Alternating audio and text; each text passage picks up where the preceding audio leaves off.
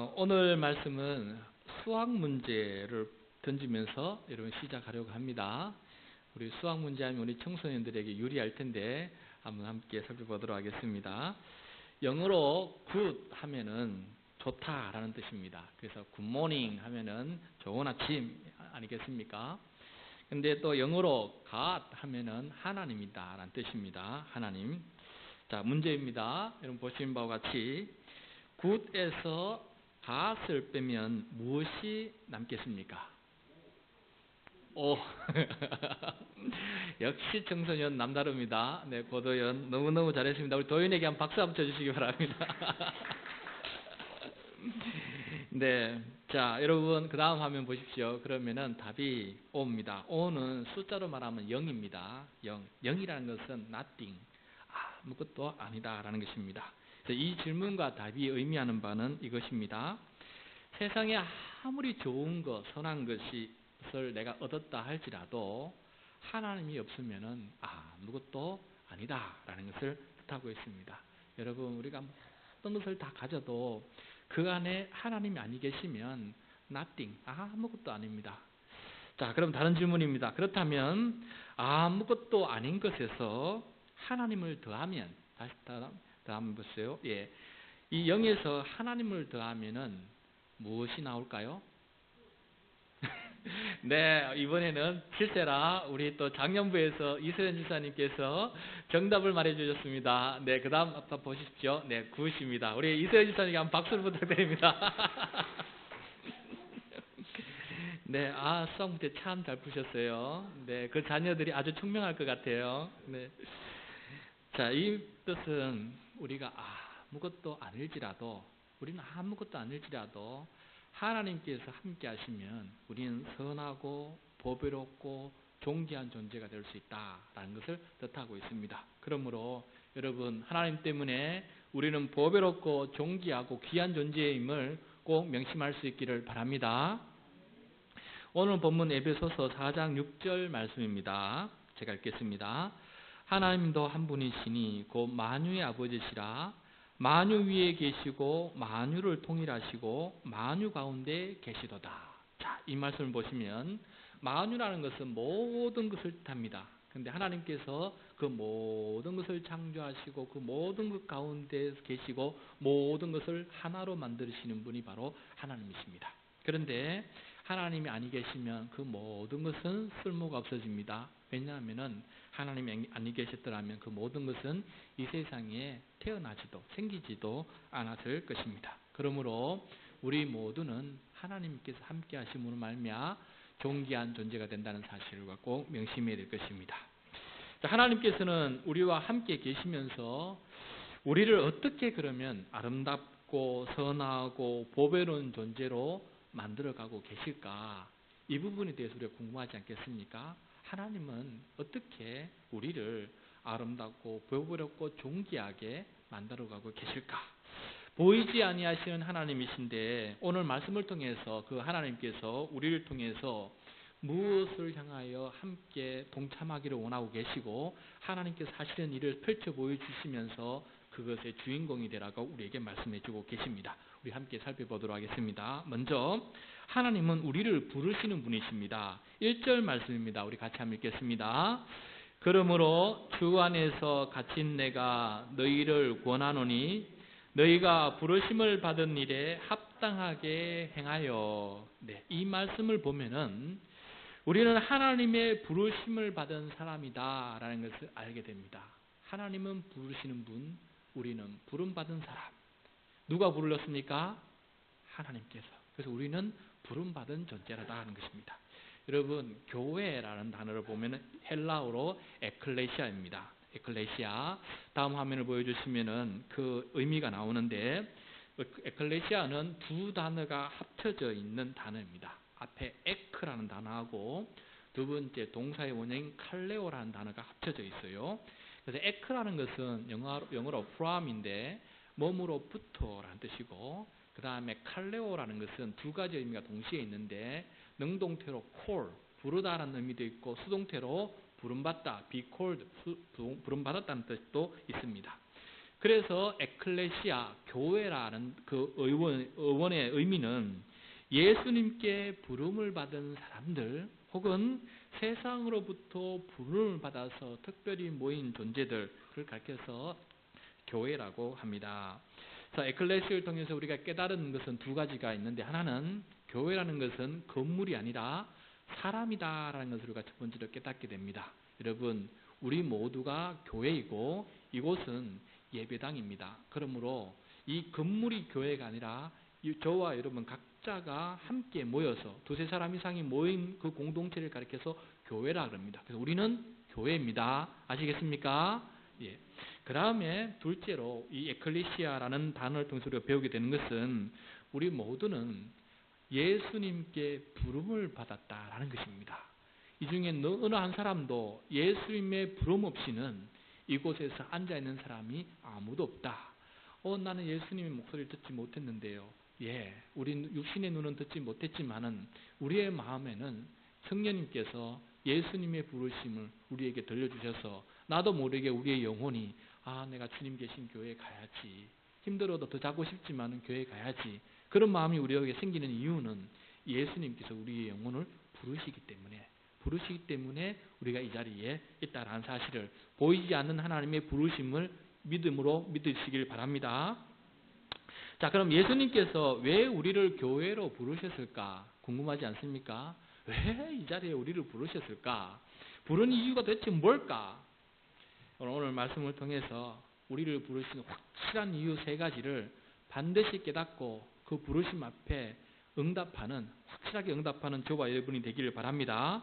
여러분, 다시 1절 말씀을 한번 보십시오. 1절 말씀 뒷부분에 보면은 부르심 받은 일에 합당하게 행하게 하려고 우리를 부르셨습니다. 그러니까 우리가 부르심을 받은 일이 있다는 것이죠. 그 일에 합당하게 행하는 사람이 되려고 우리를 각자 불러주셨다는 것이죠. 그렇다면은 예수님께서 우리를 부르셔서 하실 일이 있다. 아주 거룩한 일이 있다. 그 일에 우리가 함께 동참하기를 기대하고 계신다라는 것을 우리가 깨닫게 됩니다. 그래서 오늘 우리가 해야 될 일이, 거룩한 일이 무엇인지 세 가지를 함께 살펴보겠는데, 첫째, 우리가 예수님께 부르심 받은 일은 하나됨을 힘써 지키는 것입니다. 하나됨을 힘써 지키기 위해서 우리는 부름을 받았다라는 것입니다. 오늘 2절에서 4절까지의 말씀 우리 같이 읽겠습니다. 모든 겸손과 온유로 하고 오래 참음으로 사랑 가운데 서로 용납하고 평안에 매는 줄로 성령이 하나 되게 하신 것을 힘써 지키라. 몸이 하나요 성령도 한 분이시니 이와 같이 너희가 부르심의 한 소망 안에서 부르심을 받았느니라. 아멘. 여러분, 우리는 서로에게 교만하기보다는 겸손해야 하고, 또 포악하기보다는 온유해야 하고, 미움으로 배격하기보다는 오래 참음으로 사랑 가운데 서로 용납해야 합니다. 그리고 불안이라고 하는 그런 줄이 아니라 평안이라고 하는 줄로 우리를 매어서 묶어야 됩니다. 그렇게 하는 이유는 우리를 성령께서 하나 되게 한 것을 힘써 지켜나가기 위함입니다. 그래서 여러분, 우리 공동체의 둘레에 온유의 줄, 또 사랑의 줄, 오래 참음의 줄, 평안의 줄이 우리 눈에 보입니까? 이 줄이 우리를 꽁꽁 묶어서 하나 되게 하는, 힘써 하나 되게 하는 그런 하나님의 열심이 우리 눈에 보일 때 우리는 이 하나됨을 굳건하게 지켜나갈 수 있습니다. 왜냐하면 몸도 하나고 성령도 한 분이시고 우리는 부르심이 한 소망 가운데 부름을 받았기 때문에 그렇다라고 말씀하고 있습니다. 특히 몸이 하나라는 뜻이 무엇일까요, 여러분? 교회는 그리스도의 몸으로 종종 비유됩니다. 교회는 몸이고 또 머리는 누구이십니까? 예수 그리스도입니다. 우리는 각자 몸을 이루는 한 각각 지체입니다. 손, 발, 눈, 귀 다 있는 것처럼 우리는 각자 하나의 지체가 되어서 이 몸 하나를 이루어가고 있는 것처럼 우리는 이 교회 공동체 안에서 하나를 이루는 것이 주님의 한 뜻이고 그것을 힘써서 지켜라고 말씀하고 있다라는 것입니다. 우리가 하나됨을 힘써 지켜나가는 것이 왜 그렇게 중요합니까? 왜 그렇게 꼭 하나됨을 힘써 지켜나가야 됩니까? 라고 묻는다면 예수님께서 이렇게 우리에게 말씀해 주셨습니다. 요한복음 17장 23절 말씀입니다. 우리 한 목소리로 읽겠습니다. 곧 내가 그들 안에 있고 아버지께서 내 안에 계시어 그들로 온전함을 이루어 하나가 되게 하려고 함은 아버지께서 나를 보내신 것과 또 나를 사랑하심 같이 그들도 사랑하신 것을 세상으로 알게 하려 함이로소이다. 자, 예수님께서 우리 가운데 계셔서 우리를 하나 되게 하시는 이유는 두 가지입니다. 첫 번째, 우리가 예수 그리스도를 믿는 우리가 하나가 될 때에 세상 사람들은 하나님 아버지께서 그 아들 예수 그리스도를 이 땅에 보내주신 것과 하나님 아버지께서 그 아들을 지극히 사랑해 주셨다는 것을 알게 된다는 것입니다. 두 번째, 우리가 하나 돼서 힘써 지켜나가면은 세상 사람들이 우리도 하나님 아버지께서 보내신 공동체임을 알게 되고 하나님 아버지께서 이 공동체를 얼마나 사랑하시는지 십자가에서 피 흘려까지 그렇게 사랑하신다는 것을 세상 사람들이 알게 된다는 것입니다. 성도 여러분, 우리가 하나됨을 힘써 지켜나가면 그것이 곧 전도고 그것이 곧 선교입니다. 교회가 하나됨을 힘써 지켜나가면 하나님께서 우리를 통해서 세상 많은 사람들을 하나님 알게 하시고 이 공동체에 부르시겠다라고 말씀하고 있는 것입니다. 그래서 우리가 하나 되는 것이 얼마나 소중한 것인지를 우리가 꼭 명심해야 되겠습니다. 기독교인으로 유명한 작가인 마크 트웨인이라는 그런 사람이 있습니다. 그가 재미있는 말을 남겼습니다. 나는 개와 고양이를 한 우리 안에 넣어 보았습니다. 개와 고양이를 한 우리 안에 넣어 보았습니다. 여러분, 어떤 일이 벌어질까요? 상상이 되십니까? 그런데 뜻밖에도 그들은 내 기대를 뛰어넘어서 잘 지내는 모습을 보여줘서 내가 놀라버렸습니다. 그래서 욕심이 생겨서 이번에는 새와 돼지와 염소를 또 한 우리 안에 넣었습니다. 이게 난장판이 될 줄 알았는데 시간이 좀 지나니까 서로 적응해서 생각하는 것보다 너무 잘 어울려 지내는 것입니다. 왜 이런 일이 날까? 깜짝 놀랐습니다. 이렇게 하나됨을 힘써 지킬까? 그래서 이번에는 그 우리 아래다가 장로교인 한 사람, 감리교인 한 사람, 침례교인 한 사람을 집어넣었습니다. 그럼 어떤 일이 벌어질까요? 네, 도대체 하나가 되지 않고 서로 싸우면서 상대방을 저주하면서 자기가 최고라고 이야기하면서 살아가는 것이 바로 우리 그리스도인의 모습이더라라는 것을 풍자적으로 이야기한 적이 있습니다. 여러분, 나가서 전도하고 선교하는 것도 중요하지만 우리가 하나됨을 힘써 지키는 것이 먼저입니다.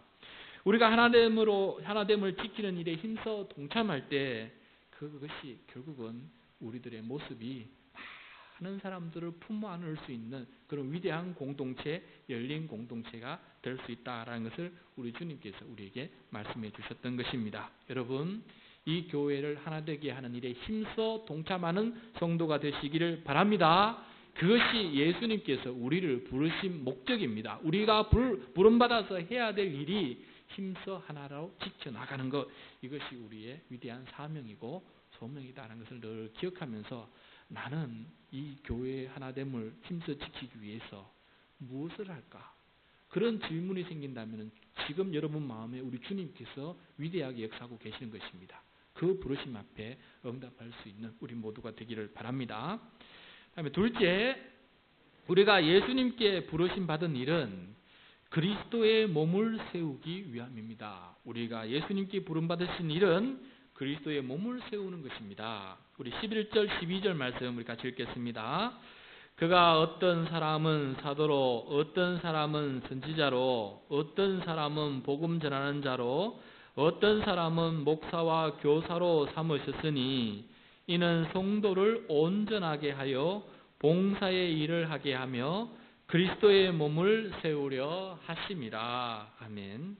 예수님께서는 어떤 사람을 사도로, 어떤 사람을 선지자로, 또 어떤 사람은 복음을 전하는 자로, 어떤 사람은 목사로, 어떤 사람은 교사로 이렇게 부르셨습니다. 그런데 오늘날 이 사도, 선지자, 복음 전하자, 목사, 교사는 교회 지도자를 뜻하고 있는데 목사와 전도사로 통합이 되었습니다. 오늘날 명칭은 목사 내지 전도사가 교회의 영적 지도자로 있습니다. 그리고 교사는 오늘날 신학대학교 교수로 그 명칭이 통용이 되었습니다. 그래서 목사와 교수로 하나님께서 이 교회를 이끌어 나가시는 지도자로 세워주셨는데, 그럼 왜 주님께서 교회에 목사와 전도사를 세우셔서 그렇게 살아가게 하셨을까? 하나님께서 영적 지도자를 세우신 이유가 무엇일까? 12절에 분명하게 가르쳐주고 있습니다. 성도를 온전하게 하여 봉사의 일을 하게 하며 그리스도의 몸을 세우려 하심입니다. 여러분, 목사는 성도를 온전하게 해야 됩니다. 온전하게 한다는 그 원어의 뜻은 성도를 훈련시켜서 준비시켜서 봉사의 일을 하게 만드는 사람이 바로 목사의 역할입니다. 목사는 성도들을 훈련시키고 준비시켜서 봉사의 일, 섬김의 일을 할 수 있도록 만드는 것입니다. 그래서 온 성도들이 봉사의 일과 섬김의 일에 참여할 때 그 교회가 세워진다라고 말씀하고 있습니다. 그러니까 교회가 세워진다는 말은 그 성도들이 섬김의 일꾼, 봉사의 일꾼으로 세워진다라는 뜻입니다. 여러분, 우리는 섬김의 일꾼으로, 봉사의 일꾼으로 지금 세워져 가고 있습니까? 혹은 세워졌습니까? 섬김과 봉사를 한다는 것은 결코 쉬운 일은 아니지만은 교회를 살리시는 주님의 깊으신 뜻이 그 속에 담겨져 있습니다. 인도의 성자 선다싱이라는 사람이 있습니다. 그의 일가인데 어느 날 그가 히말라야 산맥을 넘어서 친구와 함께 네팔에 전도를 가게 되었습니다. 그런데 이 히말라야 산맥을 넘는다는 것이 너무너무 힘들고 강력한 추위 때문에 두 사람이 얼어 죽을 지경에 놓였습니다. 그 길을 겨우겨우 걸어가고 있는데 길가에 누구 한 사람이 쓰러져 있었습니다. 그래서 선다싱이 이 사람 어떻게 할까 친구에게 물었습니다. 친구가 하는 말이 우리도 지금 죽을 지경이니까 가자 그냥. 선다싱은 아니다. 우리가 이 사람을 돌보아 주자. 두 사람이 옥신각신하다가 결국은 친구는 먼저 떠나버렸습니다. 선다싱은 혼자 남았습니다. 그래서 선다싱은 그 행인을 등에다 업고 그 히말라야 산맥을 걸어가기 시작했습니다. 한참의 시간이 지났습니다. 얼마쯤 지났을까요? 길을 가는데 앞에 누군가가 쓰러져 있습니다. 누군가가 죽어 있습니다. 얼어 죽어 있습니다. 누군가가 그 사람을 고개를 돌려보니까 먼저 떠났던 친구가 얼어 죽어 있는 것을 발견하게 되었습니다. 이 혹독한 추위 때문에 얼어 죽었는데 선다싱은 살았습니다. 왜 그럴까요? 자기 등에 그 행인을 업었더니 그 사람과 함께 그 몸이 따뜻하게 보존이 되었고 열심히 걷다 보니 몸에 열이 나게 되었습니다. 그래서 오히려 등에 행인을 버리고 갔던 혼자 갔던 그 친구는 죽었고 그 친구를 등에 업고 간 선다싱은 목숨을 건질 수 있었다라는 것을 이 이야기를 통해서 깨닫게 되었습니다. 여러분, 섬김과 봉사의 일을 하는 것은 나를 살리고 옆에 있는 성도를 살리는 거룩한 생명살림 운동입니다. 그리스도의 몸을 살린다는 것은, 그리스도의 몸을 세운다는 것은 그렇게 내가 섬김과 봉사일을 할 때 나도 살고 옆에 있는 사람도 사는 것입니다. 사랑하는 성도 여러분, 섬김과 봉사를 자원하시기를 바랍니다. 그렇게 하라고 우리 주 예수님께서 우리를 이곳에 부르셨습니다. 우리 중에는 한 사람도 섬기고 봉사할 능력이 없는 사람은 아무도 없습니다. 왜냐하면 하나님께서 한 사람마다 각자에게 선물의 분량대로 은혜와 은사를 부어주시기 때문입니다. 그래서 내가 시간이 남아서, 내가 여력이 남아서, 내가 기운이 남아서 섬기고 봉사하는 것이 아닙니다. 선다싱처럼 오히려 내가 시간이 없을 때, 내가 여력이 없을 때, 내가 기운이 없을 때 섬기고 봉사하는 것이 값지고 능력이 나타난다는 것을 오늘 말씀 통해 깨닫게 됩니다. 그래서 여러분, 이 교회를 세우기 위해서 우리 각자가 성김의 일꾼, 봉사의 일꾼으로 우뚝 서 나아가는 우리 모두가 될 수 있기를 축복합니다. 셋째, 우리가 예수님께 부름받은 일은 그리스도의 몸을 자라게 하며 스스로 서게 하는 것입니다. 그리스도의 몸을 자라게 하며 스스로 서게 하는 것입니다.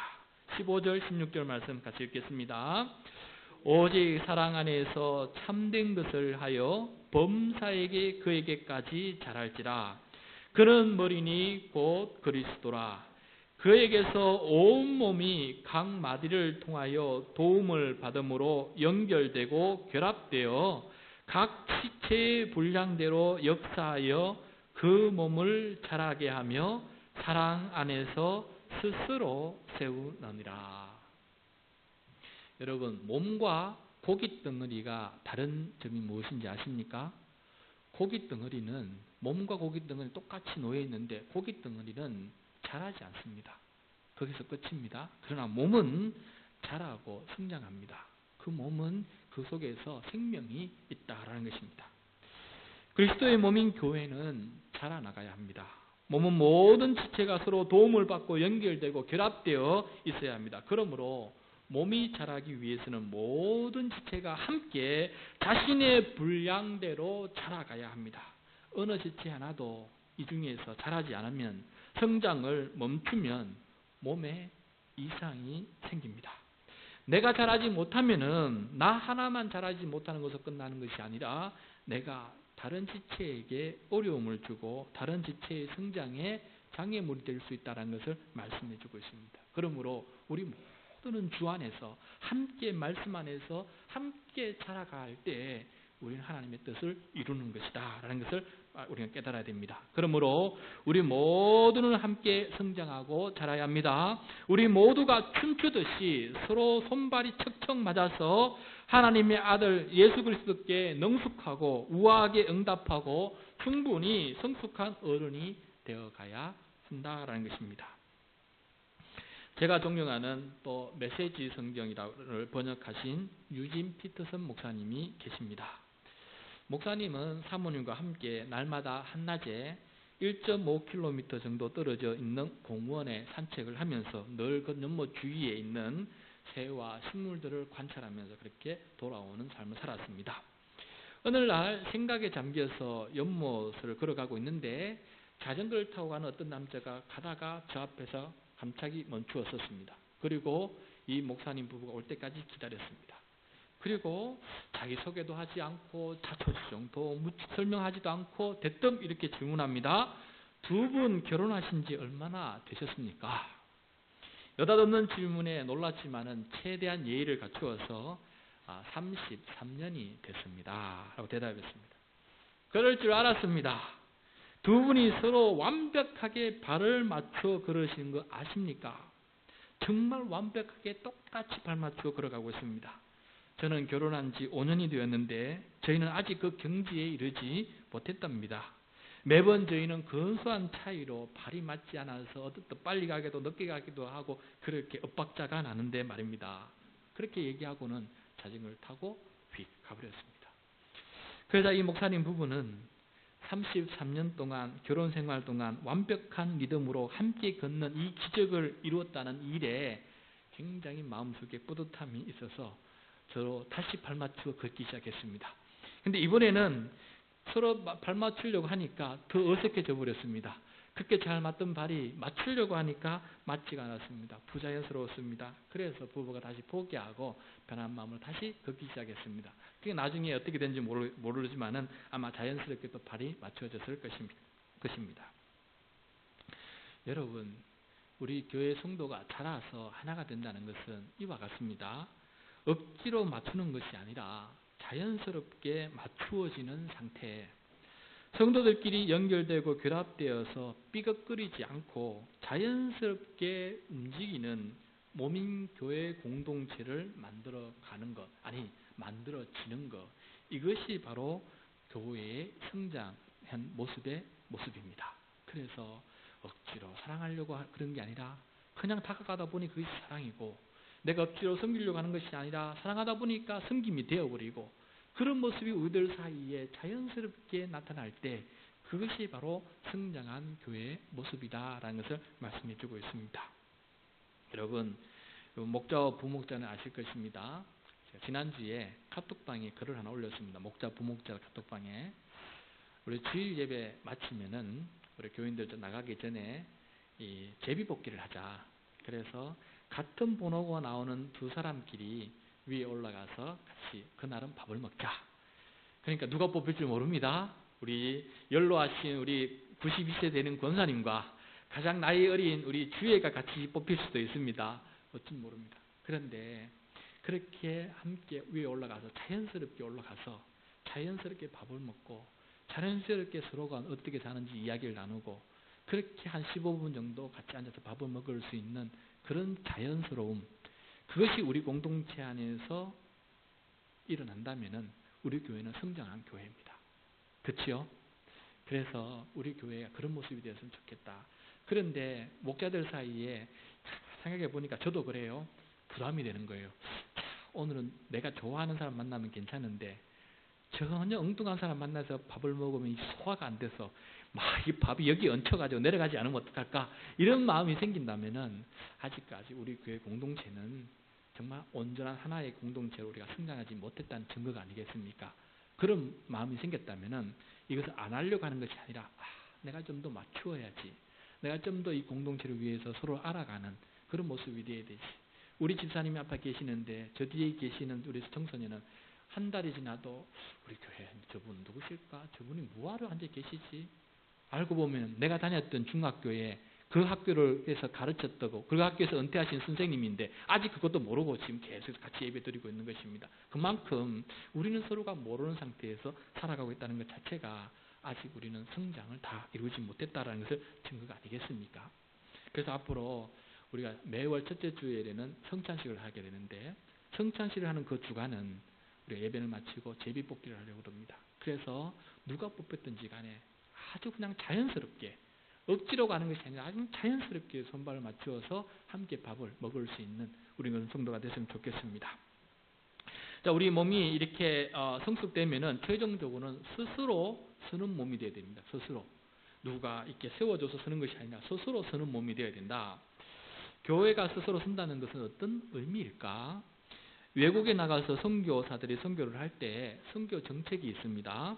그 중에 네비우스 선교 정책이라는 것입니다. 네비우스.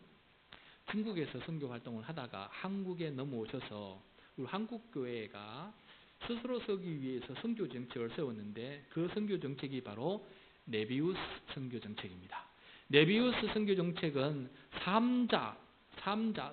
스스로 자자입니다. 3자를 실천하는 그 정책인데 첫 번째 자전, 두 번째 자치, 세 번째 자립입니다.